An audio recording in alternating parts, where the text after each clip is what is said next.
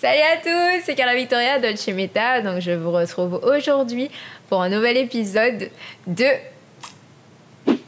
Dolce Book. Hein. C'est parti. I hope you miss me, but I hope you won't forget me. Première question d'Héloïse. Comment arrives-tu à passer au-dessus de tes moments de doute dans l'écriture d'une histoire? Alors c'est simple, lorsque j'ai des doutes sur mon histoire, je ferme le papier et puis je vais à la mer, j'écris une chanson ou simplement j'écris pas durant des jours, des semaines. Et puis après l'écriture, enfin l'inspiration revient tout doucement et naturellement. Que préfères-tu entre l'écriture et la musique? C'est une question de Sacha. Sacha, je vais te dire que l'écriture et la musique se rejoignent, donc je ne peux pas faire de choix là-dessus. Voilà. L'écriture et la chanson, la musique, c'est la même chose pour moi. Voilà. T'es-tu inspirée de tes proches pour les personnages de La Souffrance des mots? Clara. Oui.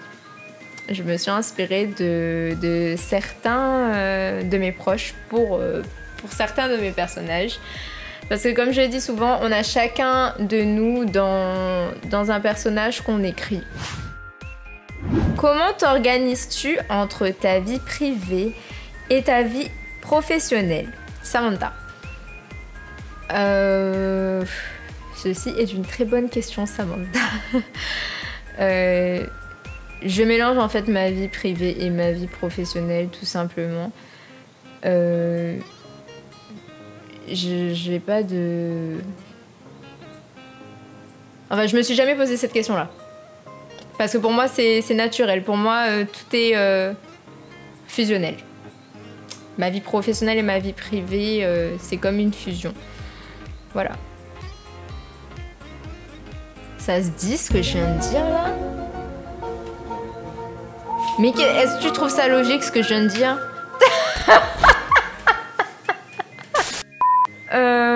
Donc désolée si t'as pas vraiment une réponse à cette question-là, mais même moi, je crois que je l'ai pas.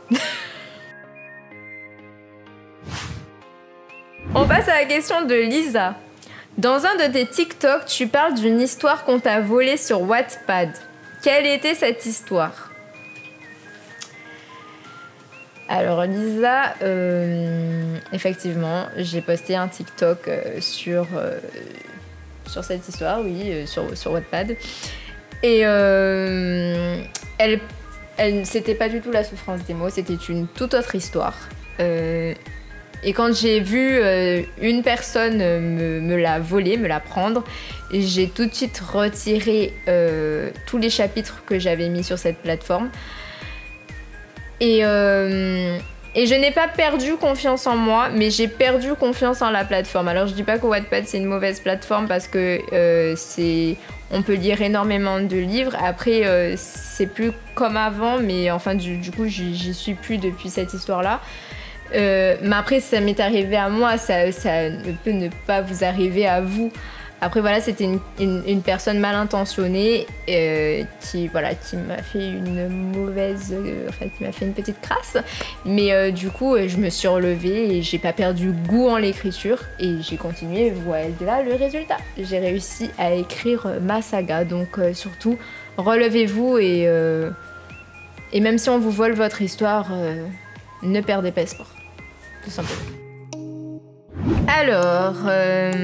Valentine qui pose la question: quel est ton livre le plus cher au sujet de l'écriture?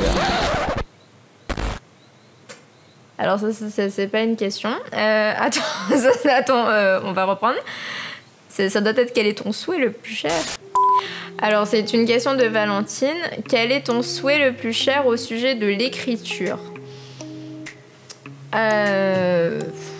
C'est un peu compliqué, enfin c'est un peu difficile à répondre parce que j'aimerais qu'il devienne un best-seller, j'aimerais aussi qu'il soit traduit en plusieurs langues, j'aimerais aussi qu'il soit, comment dire,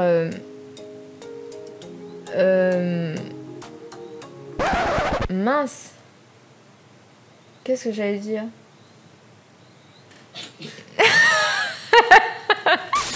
Et j'aimerais également qu'elle soit adaptée au cinéma.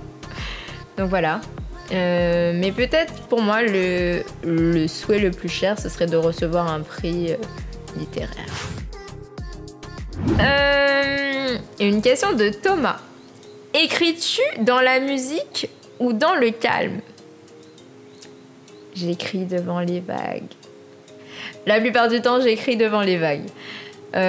Après, il m'arrive d'écrire le soir également, mais évidemment, c'est plutôt dans le calme. Après, il m'est arrivé beaucoup d'écrire. Donc, pour la souffrance des mots, j'ai beaucoup écrit sur du compas parce que j'avais pas les vagues à côté de moi. Mais j'avais le son des vagues de chez moi en vidéo.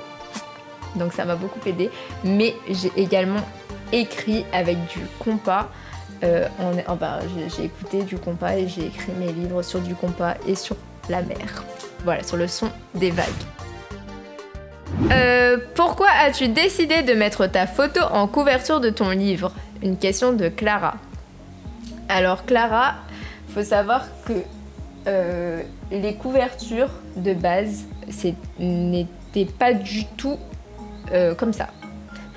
De base, c'était un croquis d'une personne d'une fille blonde avec un carnet rouille pailleté. C'était un dessin de base. Et puis, en fait, ma maman est venue un soir dans ma chambre et elle m'a dit « Carla, je veux que tu mettes cette photo pour ton premier roman. » Je lui ai dit mais pourquoi? Elle m'a dit parce que je vois Sissi en toi et je vois vraiment cette photo pour ta couverture. Et comme c'est ma maman et comme je l'aime et comme c'est mon exemple, alors voilà. Concernant donc mon deuxième roman, c'est également ma maman qui a choisi la photo de couverture. Donc il fallait que ça ait une suite également. On n'allait pas prendre donc une autre personne pour interpréter le rôle de Sissi ou je sais. Voilà, c'était une suite en fait, tout simplement. Donc voici la deuxième photo de couverture. Voilà. Où trouves-tu ton inspiration? C'est une question de Léa. Donc mon inspiration me vient des vagues, de la mer, voilà, d'ici de chez moi, tout particulièrement la mer de Grand'Anse parce que c'est une plage où j'ai énormément de souvenirs, où j'ai grandi et où j'ai commencé également à écrire mes premières chansons et où j'ai commencé également à écrire mes premières histoires. Donc voilà, et également la musique m'aide beaucoup, notamment le compas. Voilà, mais ça dépend aussi de ce que j'écris. Voilà. Mais c'est surtout mon inspiration vient vraiment des vagues. On en vient à la dernière question de cet épisode, donc la 10e. As-tu une phrase ou une citation qui t'aide à avancer? Hello. Oui. Et en fait, je l'ai écrite sur un stylo.